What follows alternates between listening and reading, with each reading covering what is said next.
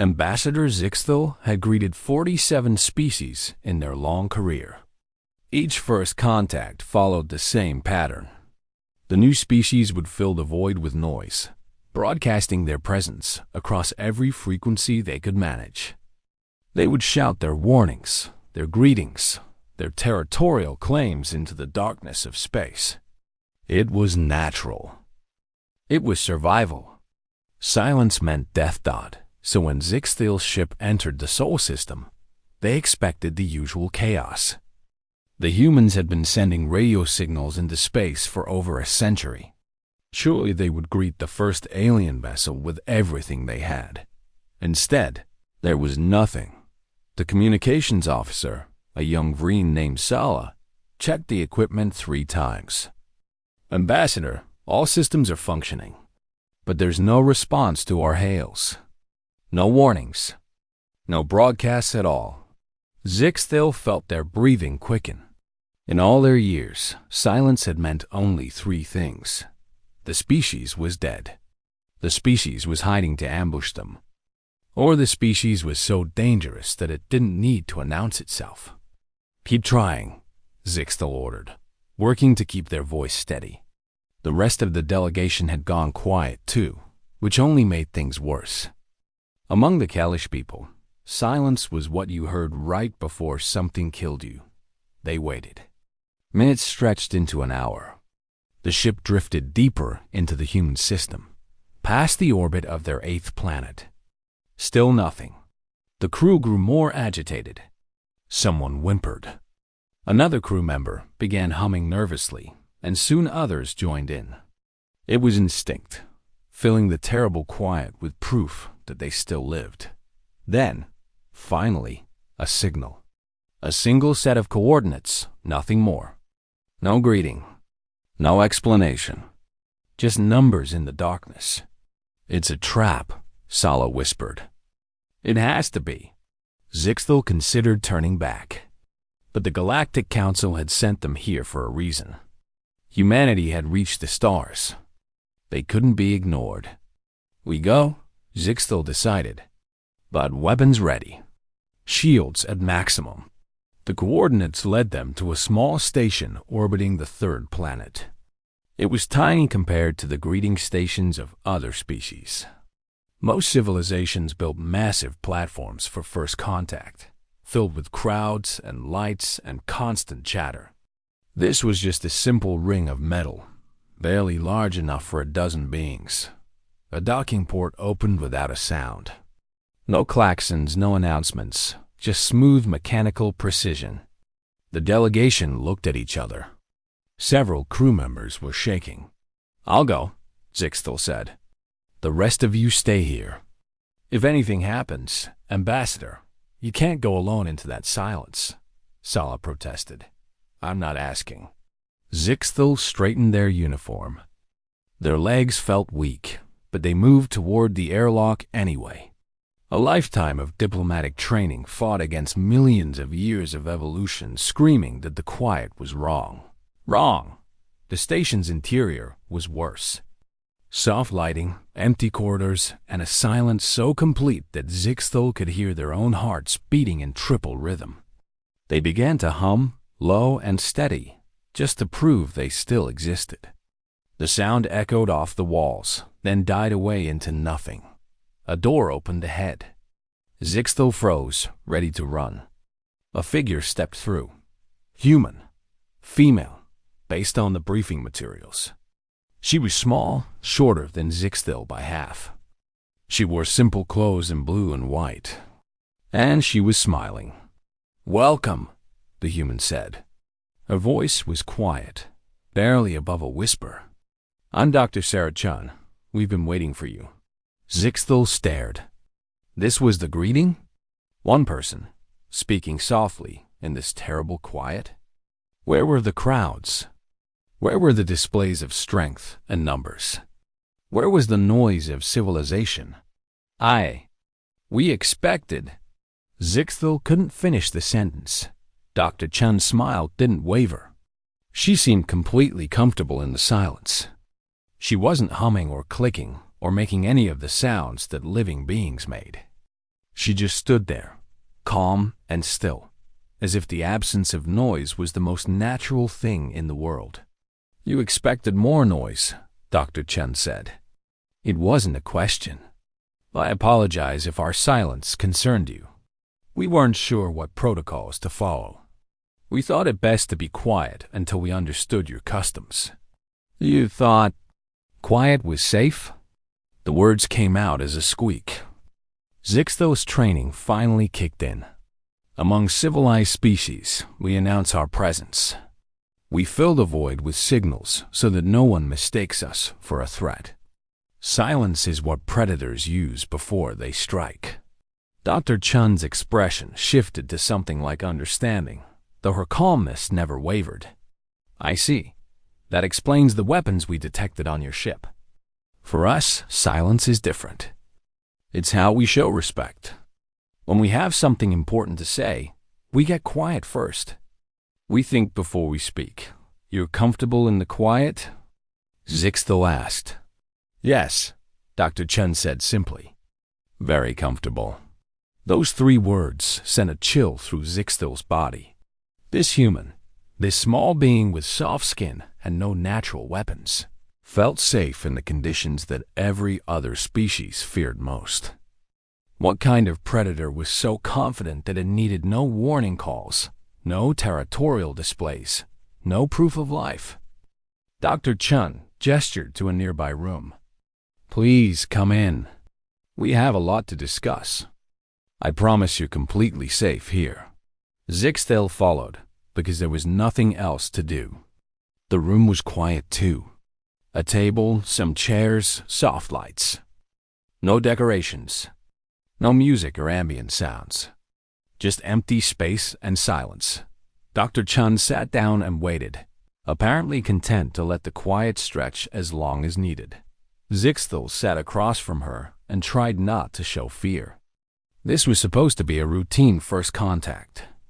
Instead, they'd found something that shouldn't exist. A species that hunted in silence and felt no need to announce itself. A species that found peace in the very thing that made every other creature scream. "Shall we begin?" Dr. Chen asked softly. Zixtel nodded, unable to trust their voice. Somewhere behind them back on the ship, the crew was probably making every noise they could imagine, desperately filling the void with proof that they still lived. But here, in this quiet room with this quiet human, Zixtel understood one terrible truth. Humanity had already won the conversation. They'd done it without saying a word. The Galactic Council needed to understand these humans. After Zixtel's report, they'd voted to send observation teams to Earth. Cleith volunteered because they were young and curious and thought they were brave. 3 months later, Cleith understood they'd been wrong about that last part. The observation post orbited Earth's moon, hidden from human detection.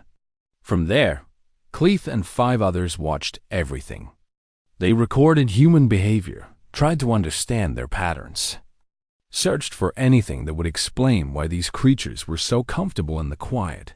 What they found made no sense. "They have places called libraries," Cleith told the others during a briefing. "Large buildings filled with information. And the rule is that everyone must be silent inside. They choose to go there. They consider it normal." Senior Observer Mouth clicked their mandibles nervously. "Perhaps it's a punishment? Forced silence for those who break laws?" "No," Cleith said. "We watched for weeks. They go voluntarily. They sit in these libraries for hours, making no sound. Some even smile while they do it." The team went quiet, which was exactly the wrong response. Cleith started humming to break the tension, and the others quickly joined in. The observation post filled with sound again. Better. Safer. The recordings got worse. Humans had something called meditation. They would sit alone in rooms, making no noise at all, for 30 minutes or more. They called it relaxing. They said it helped them think clearly. Some humans did this every single day. "It's a religious ritual," suggested Veen, the team's cultural specialist. Maybe their gods demand silence. But that theory fell apart when they discovered that humans of all beliefs did it. Religious humans, non-religious humans, it didn't matter. They all seemed to think that sitting in complete quiet was somehow beneficial. Then Cleef found something even more disturbing. Human soldiers. The footage came from a human military exercise. A small team of soldiers was practicing something called a stealth insertion. Cleef watched in horror as the humans spent 6 hours moving through a forest without making a single unnecessary sound. No talking, no calls, just hand signals and absolute quiet. They trained their warriors to be silent. Cleef reported to the council via encrypted transmission. Not just quiet, but completely silent. They practice it. They're good at it. The response came back quickly. How long can they maintain this silence? Cleef checked the files. The longest recorded exercise was 72 hours. 3 days of operational silence. An ambassador, they weren't stressed by it. Their physical readings showed they were calm, comfortable. There was a long pause on the other end. Even across the vast distance of space, Cleef could sense the council's fear. Finally, the response came. Continue observing. We need to understand if this is a military capability or a species-wide trait. It was species-wide. Cleef documented human parents playing something called the quiet game with their children. The goal was to see who could stay silent the longest. The children laughed about it afterward. They were teaching their young that silence was fun. Then there were the submarines. Those were the worst. Cleef obtained footage from inside a human submarine, a vessel that traveled underwater for months at a time. The crew operated in something called silent running, where every unnecessary sound was forbidden. They did this for weeks. And when Cleef looked at their faces in the footage, they weren't suffering. They looked focused, professional, calm. What kind of predator lives like this? Cleef whispered to themselves one night. They'd stopped sleeping well. Every time they closed their eyes, they imagined humans sitting in quiet rooms, waiting in quiet forests, swimming in quiet oceans, patient, silent, comfortable. Veen found the final piece of the puzzle. I know what they are, they announced one morning. I found it in their history files. Humans are persistence hunters. The team gathered around the display. Veen brought up images of ancient humans, primitive versions without technology. On their home world, humans weren't the fastest or strongest. So they developed a different strategy. They would track prey for days, sometimes weeks. They would follow at a distance, never rushing, never stopping. They would wait for the prey to tire. And they would do all of this in almost complete silence. The images showed humans running across vast plains under a hot sun. Hour after hour, day after day, silent and patient. The prey would run and hide, Veen continued. It would think it was safe. But the humans would still be there, quiet, waiting, following. The prey would run again. The humans would follow again. Eventually, the prey's body would fail, and the humans would simply walk up to it and finish the hunt. Cleef felt their blood go cold. They evolved to be silent? They evolved to be patient, Veen corrected. The silence is just part of it. For humans, being quiet doesn't mean danger is coming. It means they're hunting. And when they hunt, they feel safe because nothing else hunted them that way. No other predator on their world had the patience to track prey for days in silence. Mouth made a distressed sound. So when they're quiet, that's when they're most dangerous? No, Veen said. It's worse than that. When they're quiet, that's when they feel most at peace. It's their natural state. The noise, the talking, the social sounds, those are what's unusual for them. They can do it, but the silence is where they're truly comfortable. The observation post went silent as everyone absorbed this.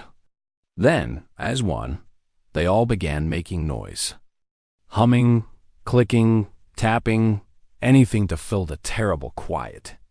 Because now they understood what they were watching. They were studying a species that had spent millions of years perfecting the art of silent patience. A species that could wait forever if needed. A species that found comfort in the very thing that meant death to everyone else. Cleith sent the report to the council that same day. They included all the footage, all the evidence, and one final observation. Humanity doesn't know how terrifying they are. To them, this is normal. They aren't trying to frighten us.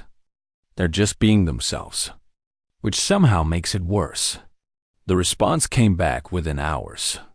Return to Council Station immediately. We need to establish protocols before formal contact continues. We may have made a serious mistake. As their ship prepared to leave orbit, Cleith took one last look at Earth. Down there, billions of humans were going about their lives. Some were probably sitting in libraries. Others were meditating in quiet rooms. Some were teaching their children that silence was a game. And somewhere, groups of human soldiers were practicing the art of moving without sound. Cleith shuddered and turned away from the view screen. They began humming, filling their cabin with noise. It helped, but not much. Because now they knew the truth. In the vast chorus of the galaxy, where every species sang its existence into the void, humans were the ones who knew how to be silent. And that made them the most dangerous species anyone had ever encountered. The trade summit was supposed to be simple. The Vren Collective needed rare metals. Humanity had them. Everyone would benefit. Zixthel had arranged everything carefully, choosing a neutral station far from both territories. Nothing could go wrong. Everything went wrong. The human delegation arrived on time. There were 5 of them, led by Dr. Chun. They greeted everyone politely, took their seats at the negotiation table, and waited. The Vren delegation, 15 strong, filled their side of the table with constant chatter. They whispered to each other, hummed, clicked their mandibles in patterns that meant different things. Normal behavior for any civilized species. The humans just sat there, quiet. Zixthel opened the negotiations. Thank you all for coming. Let's begin with the basic terms. The Vren need titanium and platinum. Humanity has offered favorable rates. Shall we discuss quantities? We propose 5 million metric tons annually, said the lead Vren negotiator, a female named Shessa. She spoke quickly, as her people always did. We can offer technology exchanges in return. Medical advances, agricultural improvements, energy systems. Dr. Chun nodded slowly. We'll need to consider that. Then she stopped talking. The humans didn't whisper to each other. They didn't make any sound at all. They just sat there, looking thoughtful. 10 seconds passed. 20, 30. The Vren began shifting in their seats. Shessa made a nervous clicking sound. Is there a problem with the proposal? Dr. Chun looked up. No, we're just thinking it through. It's a complex offer. She went quiet again. So did the other humans. A full minute passed. The Vren were making distressed sounds now, quiet whimpers and rapid breathing. Zixthel understood how they felt. The silence pressed down on everyone like a physical weight. Perhaps we should take a short break, Zixthel suggested. That won't be necessary, Dr. Chun said calmly. We're almost done evaluating the proposal. Another minute of silence. The Vren negotiators were gripping the table now. One of them stood up suddenly. I need to step out, they said, voice shaking. They practically ran from the room. Dr. Chun looked concerned. Did I say something wrong? You're not saying anything at all, Shessa managed. That's the problem. We're thinking, one of the other humans explained. We want to give your offer proper consideration. Isn't that respectful? Silence isn't respect, Shessa said. Silence is a threat. Every child knows this. The humans looked at each other. Even that exchange happened in silence, just glances and small gestures. No words, no sounds. It went on for another 30 seconds. Then Shessa screamed. It wasn't loud, but it was pure panic. She stood up, knocking her chair backward. I can't do this. I can't sit here with them staying quiet like predators about to strike. I'm sorry, Ambassador, but no trade agreement is worth this. The entire Vren delegation got up and left. Several of them were making distressed calls to each other, desperate to fill the silence with proof of life. Within minutes, Zixthel was alone with the human delegation. I don't understand, Dr. Chun said. She genuinely looked confused. We were being respectful. We were giving their offer serious thought. How is that threatening? Zixthel sat down heavily. This was going to be difficult to explain. Dr. Chun, how long were you and your team silent during that exchange? I don't know exactly. A few minutes total? We were processing their proposal, discussing it mentally. 4 minutes, Zixthel said. You were completely silent for 4 minutes total. And you didn't even notice. Is that a long time? Asked another human, a man named Marcus. Yes, Zixthel said. For every species in the galaxy except yours, that's an eternity. That's long enough for something to kill you. That's long enough for a predator to close the distance and strike. Silence is what we hear right before we die. Dr. Chun sat back in her chair. For once, she looked genuinely shocked. You're serious. Completely serious. When you go silent like that, every instinct we have tells us to run. Because in nature, nothing stays silent unless it's hunting. But we're not hunting, Dr. Chun said. We're negotiating. You don't understand. Zixthel pulled up a display showing data from the observation reports. This is what we learned about your species. You evolved as persistence hunters. You tracked prey for days without making sounds. You waited in silence because that's when you were safest. Nothing else on your world hunted like you did, so silence meant you were the predator, not the prey. The humans studied the display. Their faces showed understanding dawning. For us, for the Vren, for every other species we know, it's the opposite, Zixthel continued. We make noise constantly. We call out to our families, our groups, our herds. We announce our presence. Because if we go silent, that means something has made us too afraid to make sound. It means a predator is near. It means death. Dr. Chun was quiet for a moment. Then she seemed to catch herself. Sorry, I was thinking. I was about to go quiet again while I processed this. She laughed nervously. This is going to be a problem, isn't it? It already is, Zixthel said. The Vren won't negotiate with you again. They'll tell others. Humanity will get a reputation as a species that uses silence as psychological warfare. But we don't, Marcus protested. We're just being ourselves. That's what makes it so effective. Zixthel pulled up more data.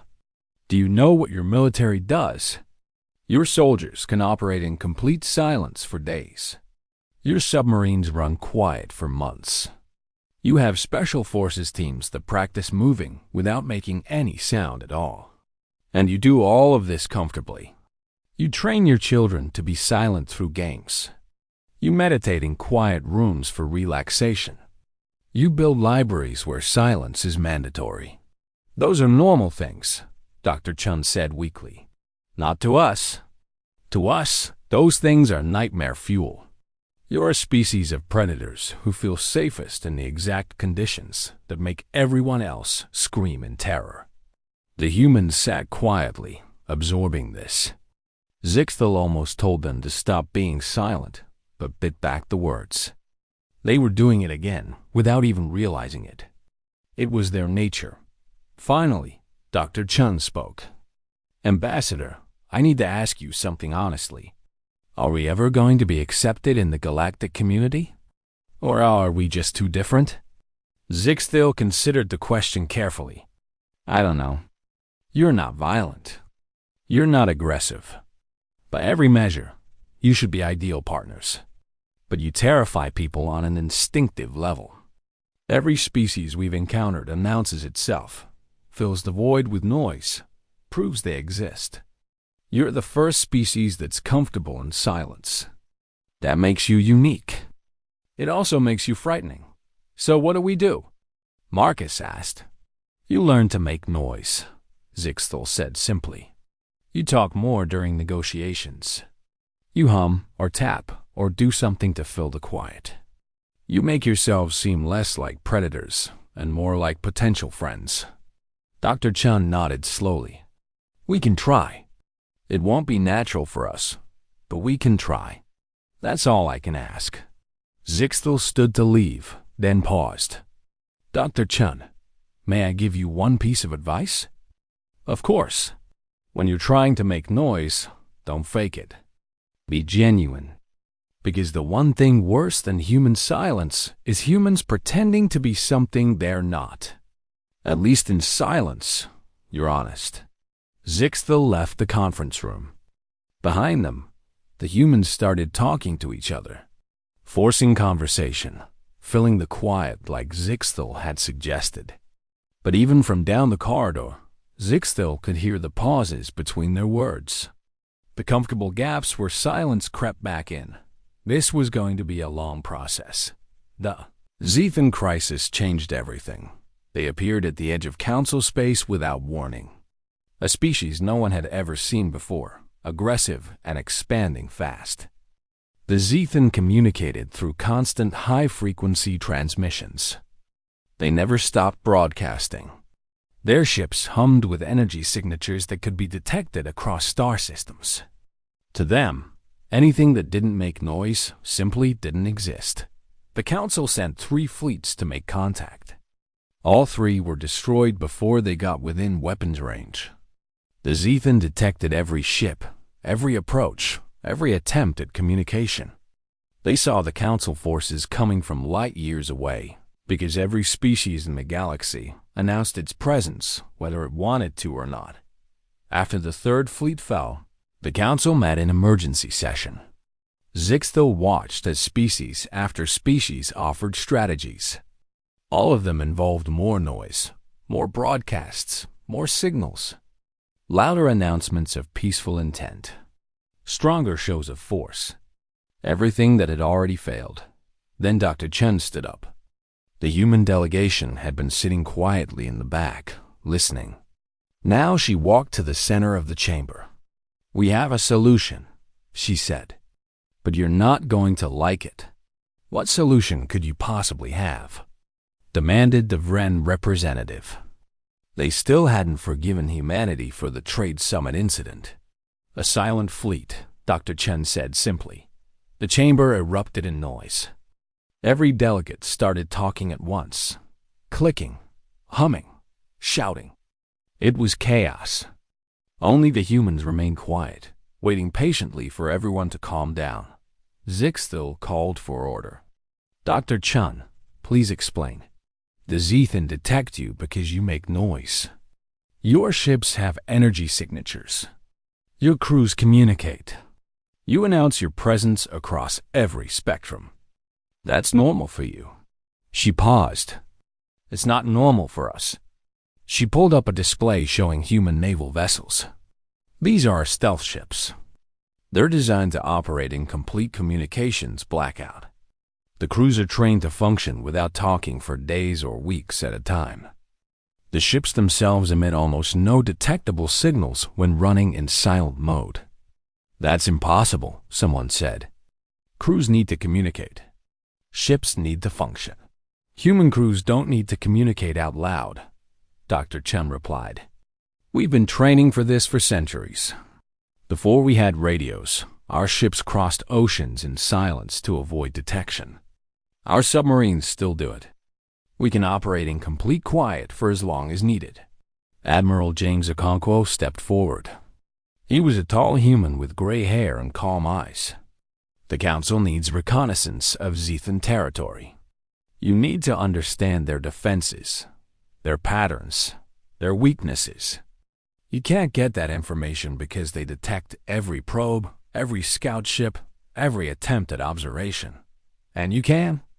Zixthel asked. Yes, Okonkwo said. Give us 72 hours in their space. We'll map everything you need. They'll never know we were there. The chamber went silent. That in itself was remarkable. Only humans could make an entire galactic council go quiet with fear. You're proposing to send ships into hostile territory with no communications, no backup, no way to call for help? The question came from a Kalish delegate. That's correct, Okonkwo confirmed. That's suicide. No, Dr. Chen said gently. That's just how we operate. For us, silence isn't death. It's safety. The vote took 3 hours. In the end, the council approved the mission because they had no other options. But Zixthel could see the fear in everyone's eyes. They were betting everything on humanity's most terrifying trait. The Silent Fleet launched 1 week later. 12 human ships, each crewed by specialists trained in absolute quiet. Zixthel watched them go from the observation deck. The ships made no transmissions, no announcements, no farewells. They simply accelerated smoothly and vanished into the dark. The waiting was torture. Council members filled the station with nervous chatter. Everyone talked constantly, hummed, made any sound they could. Anything to avoid thinking about those ships drifting through space in complete silence. 72 hours later, the fleet returned. Okonkwo presented his findings to the full council. We mapped 18 Zethan systems. We observed their patrol patterns, their defensive positions, their communication networks. We documented everything. He pulled up detailed star charts showing precise locations and movements. How close did you get? Zixthel asked. We drifted within 50 kilometers of their command stations, Okonkwo said. We watched their ships pass within visual range. At one point, a Zethan patrol craft was so close our crews could see their faces through the viewports. The chamber went completely silent.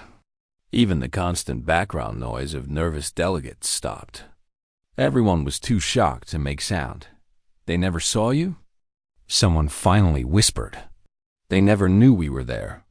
Their entire detection system is based on finding energy signatures and communications.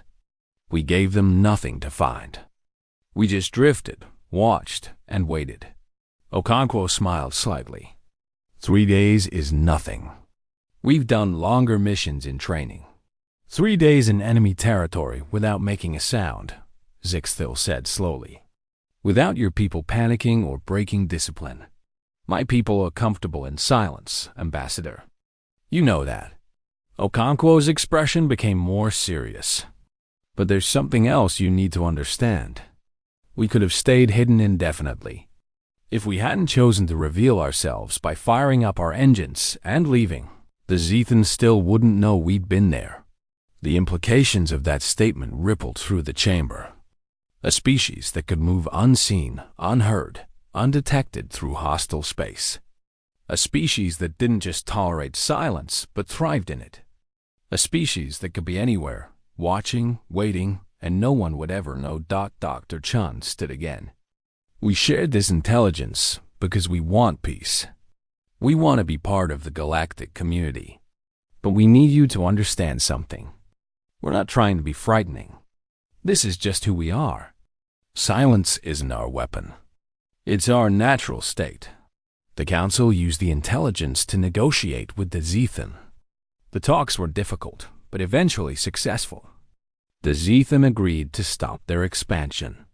They never learned that human ships had been among them for 3 days. That information stayed classified. Some truths were too disturbing to share widely. 1 month later, the Council formally accepted humanity as a full member.